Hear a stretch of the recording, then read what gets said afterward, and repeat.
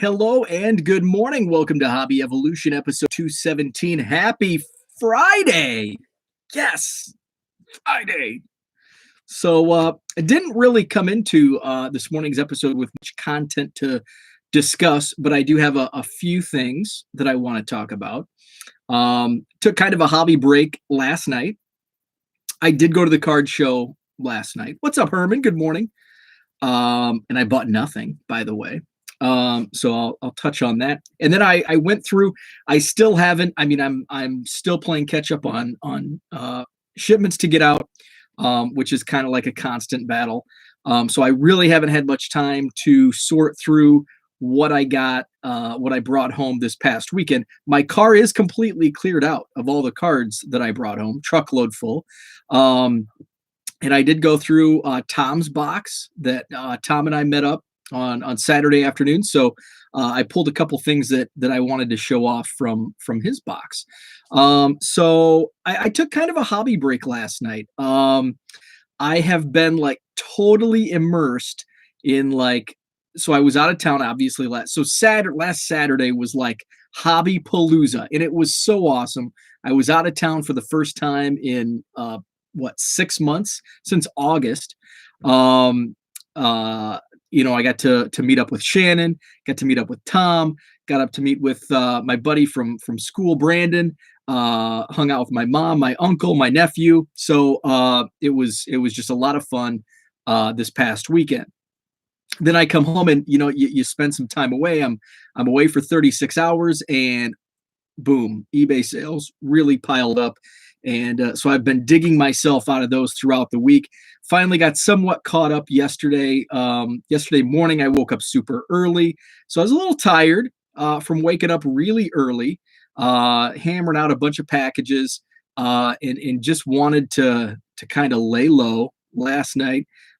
I think I listed 3, 4, 5, 6 cards on eBay, just laying on the couch, I'm going to grab a pile, do something productive while I'm laying here on the couch all night. So just kind of needed that break. It was already Thursday, and it that's all I've been doing after work at night is just package. So needed kind of a refresher. So feeling good this morning. What's up, Ryan? Good morning, Zach. So feeling good and going to tackle some more packages. I had thought about going back to the card shop this weekend, Saturday, but I'm still way behind. I still have my rec room filled with cards. So I'm going to hold that off for at least another week, probably 2 weeks. And, I'll make another trip down there. So yeah, much needed little pause tonight. But I didn't take a complete pause because right after work, I went down, I met up with Brian. It wasn't a trade, it was a handoff.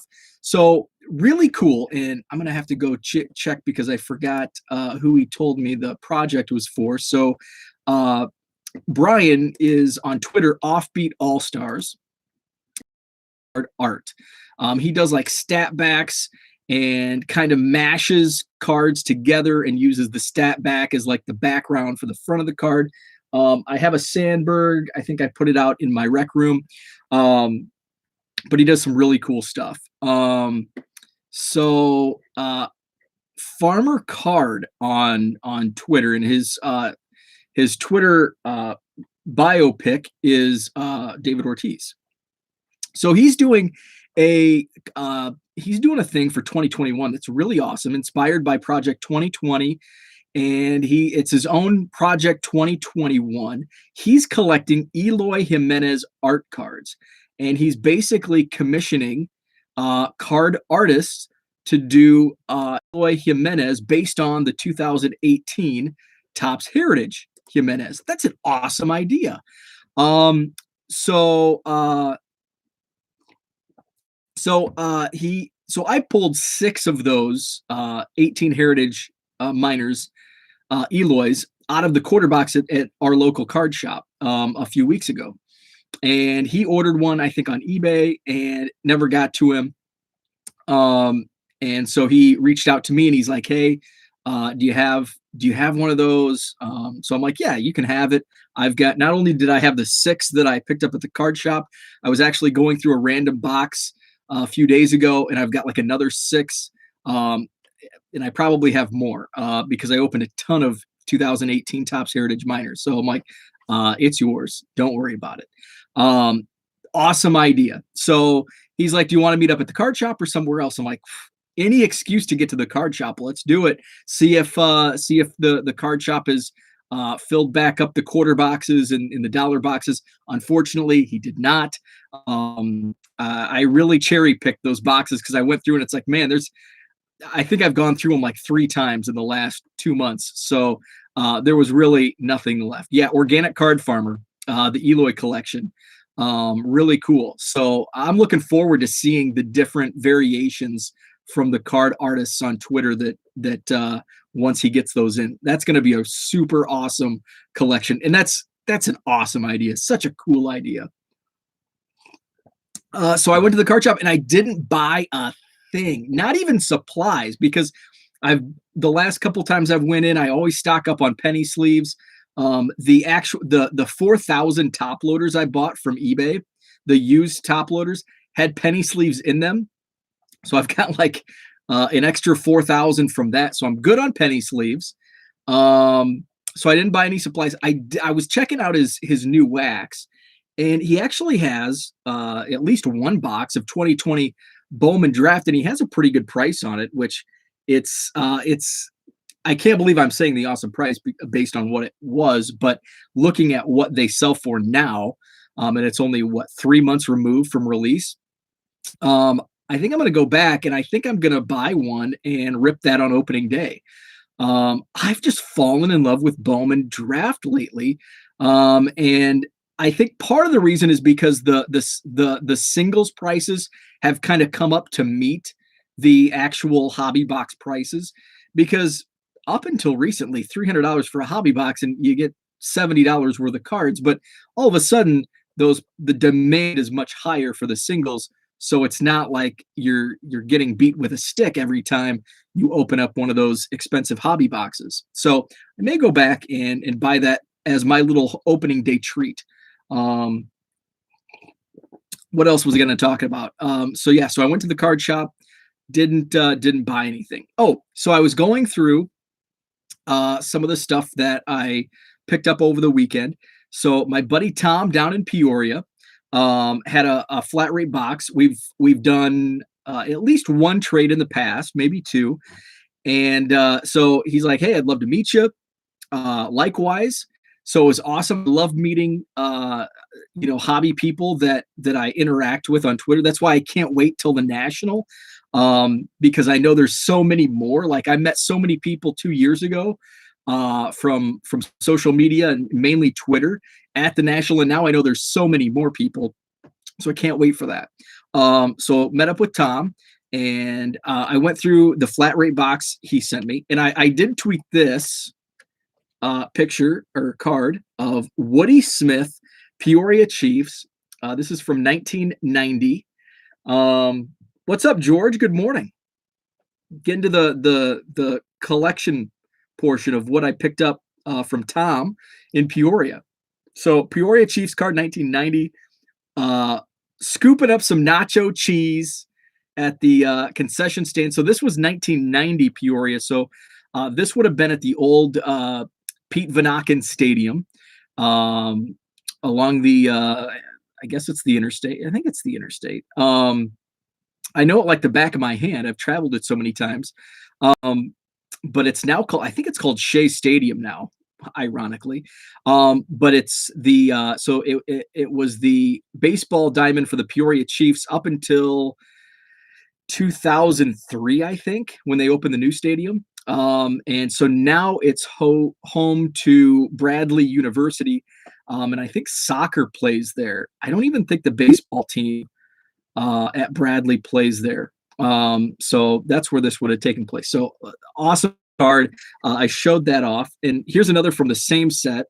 And I just found this because the first thing that I noticed was the mullet and the mustache on Ronnie Rasp. Then if you look closely, Look at his autograph. I don't know if you can see that clearly.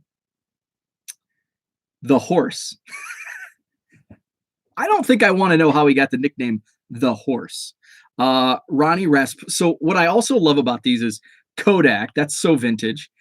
Kodak in one corner, Sully's Pub in the other. So I want to share my thoughts on Sully's Pub. So Peoria holds a special place in my heart. I grew up not going to Peoria. Like Peoria was like the big city we never went to. It was just a little further from where I grew up than the Quad Cities. Where I grew up, we had like all of our TV stations were Quad Cities. Quad Cities was just down the interstate from us, like 30 minutes, quick trip. Peoria was a little more difficult because it was a 2-lane highway all the way there. And it's probably an hour and 15 minutes. We don't get the Peoria, media where I grew up. So Peoria was just kind of like, we never went to. But then when I moved to Macomb and was at WIU, Peoria was kind of actually nothing. None of the big cities were close from Macomb. But I guess Peoria was kind of the closest, and it was like back roads to get to Peoria. In fact, I worked for the Peoria Chiefs for one season in 2012, and the 2-lane highways that you take to get from Macomb to Peoria is like filled with deer, and this is the summer when deer typically, there's so many deer in this like stretch that even in the summer they're running across the road, which typically deer are only like running across the road like at rut, when they're looking for mates. So I worked for the Chiefs, and I did, since I was working at the university, it was kind of a shortened season. I was just kind of part-time. My buddy Nate was in charge. In fact, he just took a job at Monmouth College as the SID. So I'm like, hey Nate, I just wanted to watch. I just wanted to work. I didn't have much going on because it's summer college athletics, not much going on. I had free nights, so it's like, you got anything for me? I'd love to work for the Peoria Chiefs, and I get to see Javi Baez in his first season. So back to the deer. So I worked from like basically Memorial Day to like early August, because football season starts mid-August. So all of my duties were focused on the university. So I worked basically mid-May to early August, and I hit 2 deer driving home late at night after a Peoria Chiefs baseball game. The first deer hit like the rear panel, the rear, like kind of where the gas cap would be. And I pulled off. There's like a small, like not even a town. It's like 10 houses, but they have like a car dealership. So it had the big lights.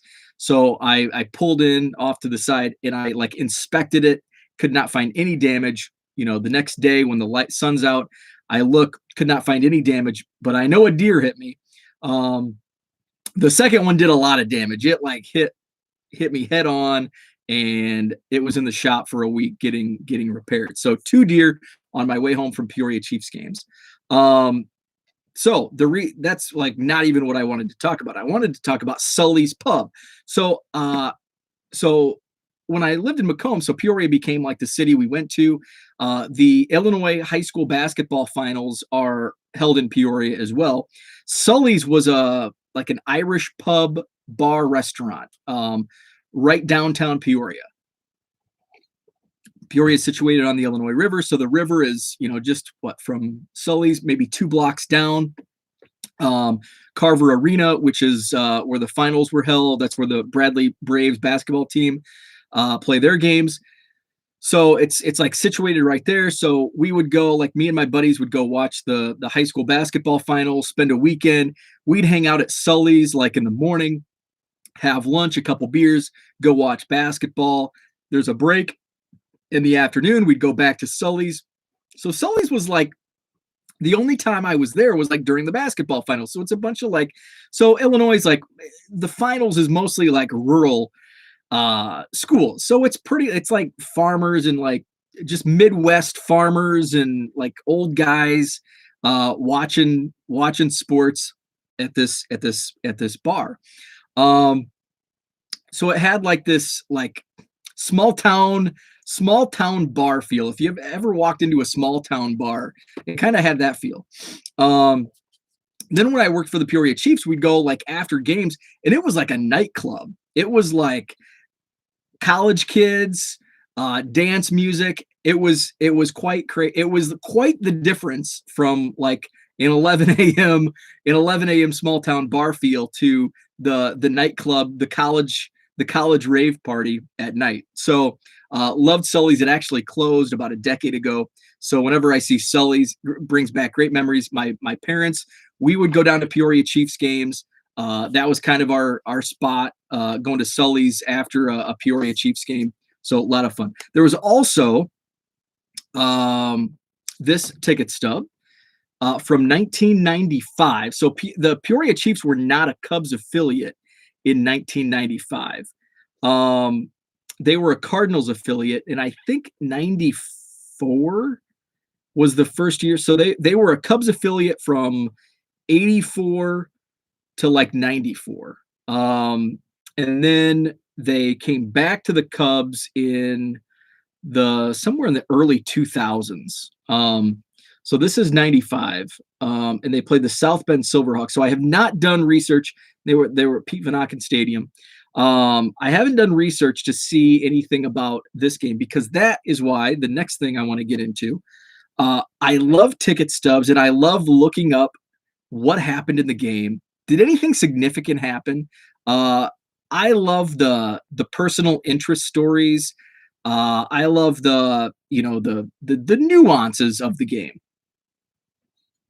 and I love researching those. So there was a Chicago Cubs St. Louis Cardinals ticket stub from Wrigley Field, July 12th, 1997. Now the Cubs really stunk in 97. I don't think the Cardinals were that good either.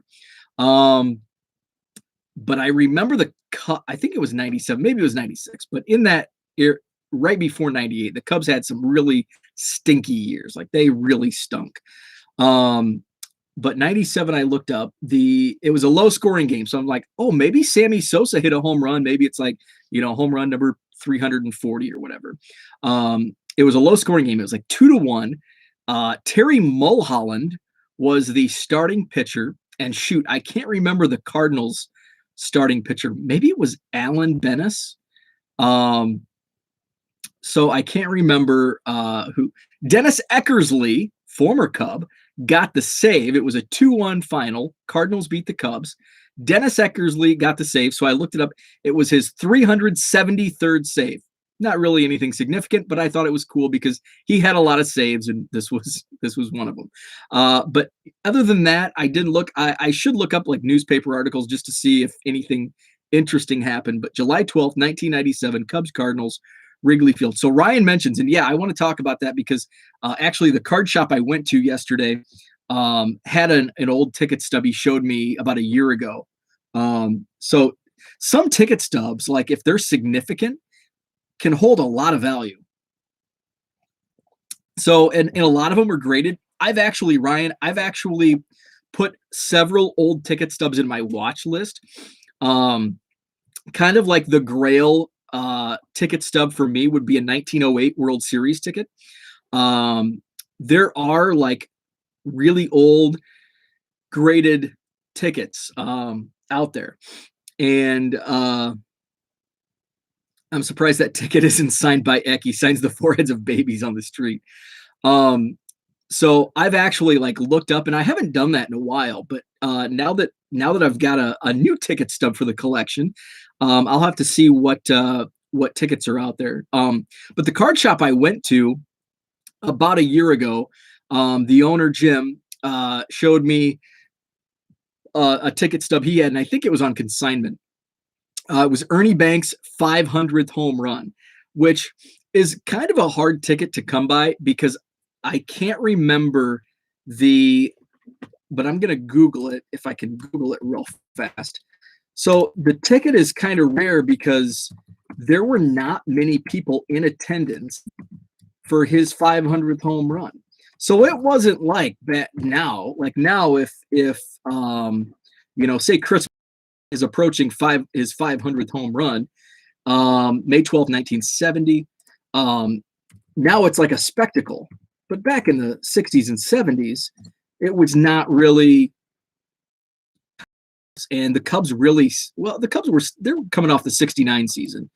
Um, but it wasn't something, and especially like a ticket stub. Like back in 1970, I mean, we were still 5 years from the first, card shop opening. I think what the early 70s was when card shops were starting to pop up, early to mid 70s.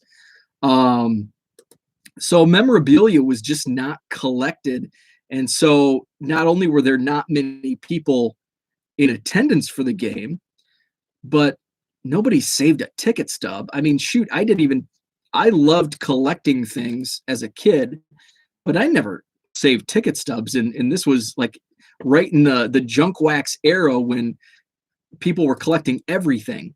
So it was kind of not even thought of. So I'm trying to look to see, okay, here we go.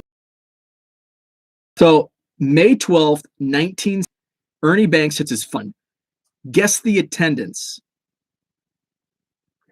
5,264. There were only 5,000 people in attendance at Wrigley Field when Ernie Banks hit his 500th home run. That sounds absurd. So they're pretty rare. So I asked him, I'm like, so what does something like that sell for? Because I'm not really in the ticket game. $1,000. And this was a year ago. So I'm sure it's probably a $2,000 item based on the market now. So George brings up a great point. Yeah, I hate digital tickets. I went to so I've got my very first Pearl Jam ticket, Pearl Jam concert ticket I went to in 2003 in Champaign, Illinois, at the University of Illinois. And I have it on display in my rec room with a couple other Pearl Jam items. But my Wrigley Field Pearl Jam tickets are printed on a stupid piece of paper. My Cole Hamels no-hitter at Wrigley Field in 2015, printed on a stupid piece of paper. I want a ticket. And they don't do them, and that sucks. Really does. I actually had that conversation. Brian, he's the director of tickets at Wrigley Field, and we had that discussion. Obviously, he likes tickets. That's what he does. His passion. And we were just kind of going, I was like, I love what the Cubs did.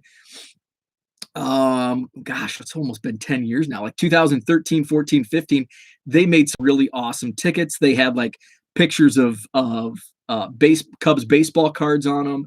And so that's kind of been on one of my top 10 want lists, has been a full season ticket book from 13, 14, 15. I do have a couple spring training books that I bought for pretty cheap at an eBay auction. But I haven't pulled the trigger on any of the season ticket books. But now I'm getting kind of a fiery passion for old ticket stubs. I'm gonna have to look up some of those vintage tickets. I love super old stuff, my old autograph, my old 1887 Cubs card. So I love it. Yeah, people collected stamps and coins back in the day. My dad framed the program and stubs from the last game at Comiskey. Oh, very cool. Very cool. There was the same card shop that I go to that had the Ernie Banks. He does a lot of consignments. And one of the first times I went in there, he had a framed piece commemorating the 88 first night game at Wrigley Field. And there was a t-shirt, the ticket stub program, and I think maybe a bumper, something else. So I'm like, oh, what's that going for? And this was, gosh, 5-6 years ago, $200. And I'm like, $200, and it was a crappy frame. It was real, not only was it cheap, but it was old cheap. It was something that was thrown together 30 years ago, and it's falling apart. I would have basically the frame would have been tossed, it would have been thrown away, and the only thing I would have been buying was the actual merchandise that was framed, which I could have went on eBay and bought all that stuff for $50. And then obviously I would have had to frame it myself, but if I would have bought it, I'd taken everything out anyway. So didn't yeah, the downpour game. Phil Bradley from Macomb, Illinois, hit the first home run, but it didn't count because the game was rained out. And the first official night game took place on August 9th, 1988, 8/9/88. So Georgia's team in Korea does a passport. That's pretty cool. Yeah, I would love to see tweet that out today. I would love to see that. That sounds really interesting. So that's about all I had today. I want to show off some cool stuff from Tom. The last year Gretzky played in Edmonton, I got to watch him play and still have my program and tickets. Wow, that's pretty cool. And I'm sure those items are probably rare as well. They make special stamps for games, and you get your passport stamped if you go to the game. That's a cool idea. That's a pretty cool idea. Because now it's all digital. Like there's an app on your phone, and you just like, it's stupid. I want a ticket. So that's all I had for today. Not much else. So check out the website, 1millioncubs.com. 99centcards.com is the store. Jenny, what's up? Good morning. Bought nothing. Yeah, I dropped off a card for Offbeat All-Stars, and I checked out some quarter boxes. He hadn't thrown anything new in since the last time I was in there. So I just kind of just hung out, looked through some cards, and nothing of interest. I brought home a truckload last weekend, so I'm still buried trying to dig out of all that stuff. So it was probably a good thing that I came home empty-handed. So that's it. 99centcards.com is the eBay store. Link is also at the top of the page, 1millioncubs.com. Be patient with the mail. I am having right before I went live this morning, I had another request open for item not received. I think I've had 6 of those in the last 24 hours. All are originating from mid-February ship dates. So it's brutal. I'm getting to the point that I'm going to have to reach out to eBay and say, what type of protection are we going to have? Because the mail really is slow right now. You should see what I go through to Herman, you should see what I go through to listen to you. I would like to see that as well, Herman. I would like to see that as well. Canadian mail is even slower. Ooh, that doesn't sound good. So that's all for today. Appreciate it. I think Brad's going live this afternoon. He has an appointment this morning, so he'll be live later today. Appreciate it. Thanks for chatting. Have a great Friday, and we'll talk tomorrow morning.